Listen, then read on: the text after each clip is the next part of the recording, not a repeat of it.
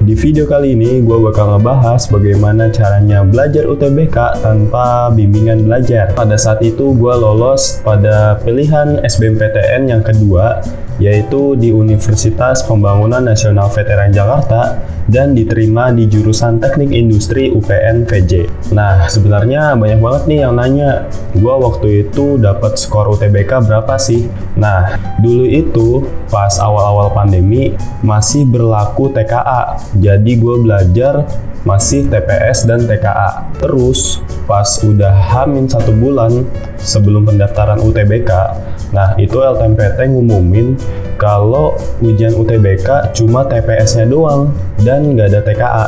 Jadi gue fokus buat belajar TPS-nya aja. Nah, karena ujiannya cuma subtes TPS doang, maka penilaiannya juga berubah nih. Kalau biasanya kan kita dinilai berdasarkan subtes TPS dan TKA.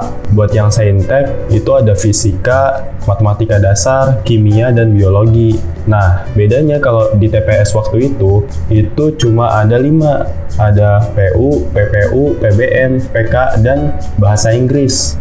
Kemudian penilaiannya juga beda nih. Kalau yang gue tahu nih, buat masuk ke jurusan teknik, misalkan yang penalaran umum itu diambil 30%-nya dan pengetahuan kuantitatif diambil 30%-nya. Sedangkan PBM dan PPU itu cuma diambil sekitar 20%. Tapi waktu itu gue dapat akumulasi nilai sekitar 597, nyaris banget 600. Dan waktu itu gue keterima di Teknik Industri UPN VJ. Nah, kalau menurut kalian gimana? Apakah nilai segitu udah cukup tinggi? Kalau yang gue tahu, waktu itu nilai 620 udah bisa keterima FK loh. Nah, gue juga dulu belajar gak make bimbel yang offline. Di video ini gue cuma ngebahas gimana caranya belajar tanpa bimbel sama sekali dan cuma belajar dari buku aja. Oke, gak usah lama-lama, kita langsung aja ke pembahasan yang pertama. Nah, buat pembahasan yang pertama, belajarnya dari mana sih? Gua dulu itu belajar dari buku Wangsit, buku khusus UTBK. Kalau waktu itu gue belajar dari Wangsit yang penerbitnya Jeroan Ayam. Kayak gini, kenapa sih gue pilih buku Wangsit? Karena buku Wangsit ini nggak cuma isinya materi doang, ada juga latihan soal dan pembahasan yang lumayan sederhana dan lumayan kita bisa ngerti. Materi yang disediain buku Wangsit ini juga lumayan lengkap, walaupun emang diringkas sedemikian mungkin supaya kita bisa cepet banget buat nangkep dan belajarnya. Terus di sini juga ada latihan soal yang isinya itu merupakan soal-soal dari SBMPTN mulai dari tahun 2001 sampai 2019.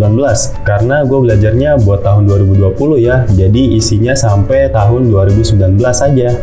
Terus di sini juga pembahasannya lumayan lengkap kok, lumayan bisa kita ngerti dan sederhana kok. Konsepnya didesain sederhana mungkin supaya orang-orang bisa ngerti juga dengan pembahasan dari soal-soal yang sulit di sini. Nah, yang kedua ini adalah kalian harus sering-sering ikutin tryout. Kenapa sih penting banget ikutin tryout? Ya karena kalau kita ikutin tryout, otomatis kita juga bisa ngenilai seberapa efektif kita belajar materi buat UTBK. Selain itu, kita juga bisa tahu nih seberapa cepat kita nangkep materi dan seberapa cepat juga otak kita bisa mengolah soal-soal yang sulit sehingga kita bisa menjawab soal UTBK dengan cepat. Nah, buat aplikasi tryoutnya pada tahun 2020 kemarin, gua make aplikasi Pahamify, Zenius, dan NF Juara. Itu yang gue pakai buat tryout ya. Cuma karena waktu itu juga gue ikut bimbel online, gue make materi yang dari Zenius. Karena waktu itu Zenius emang masih gratis sih. Dan kalau gak salah juga sekarang Zenius masih gratis. Oh iya, waktu itu yang gue ikutin tryoutnya berbayar. Cuma kalau misalkan kalian pengen yang gratis, itu juga banyak kok event-event yang nyelenggarain tryout yang gratis. Kalian tinggal sering-sering searching aja di Instagram, biasanya banyak banget yang nyediain tryout yang gratis. Cuma usahain tryoutnya itu juga disertain pembahasan ya. Jadi kalau kalian udah selesai tryout, kalian bisa ngeliat pembahasannya apa. Jadi kalian nggak sekedar ngikutin tryout cuma buat dapetin nilai. Nah, yang ketiga adalah sering-sering kita searching ke Google. Selain kita nyoba belajar dari buku Wangsit atau buku-buku khusus UTBK, kita juga bisa belajar dari web-web yang menyediakan materi-materi mengenai materi SMA atau materi yang khusus buat UTBK. Misalnya aja Fisika Study Center atau Kimia Study Center. Nah, itu kalian bisa belajar dan web itu gratis, bisa diakses oleh siapa aja dan nggak berbayar. Kemudian, searching Google di sini juga bisa kita gunain kalau kita pas TO dapat soal yang nggak benar-benar kita ngerti dan nggak bisa kita jawab.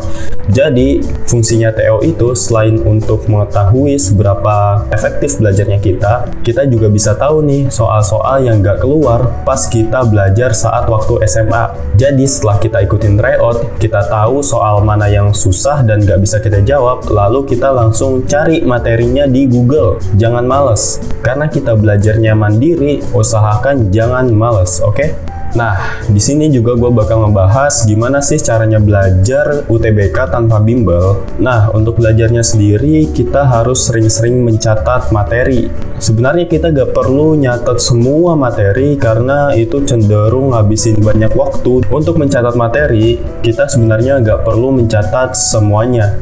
Misalnya aja untuk belajar biologi kayak materi sistem metabolisme dan siklus replikasi DNA, itu harus dicatat dengan detail dan lengkap, karena kalau misalnya kita mencatatnya ringkas atau mencatatnya simple dan susah banget buat dipelajarin kembali, itu jadinya kurang efektif buat dipelajarin di kemudian harinya. Kecuali kalau misalnya materi yang berkenaan dengan pengertian atau konsep yang emang mudah banget buat kita tulis, itu bisa lebih mengirit waktu dan lebih mengirit catatan kita juga buat catatan yang lainnya.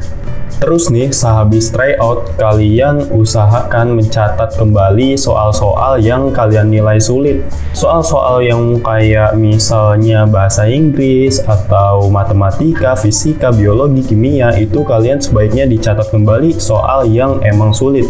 Catatnya di mana? Di buku khusus UTBK ya. Misalnya kayak gini, ini buku gua waktu itu yang gua pakai buat mencatat soal-soal sulit di UTBK, maksudnya di tryout.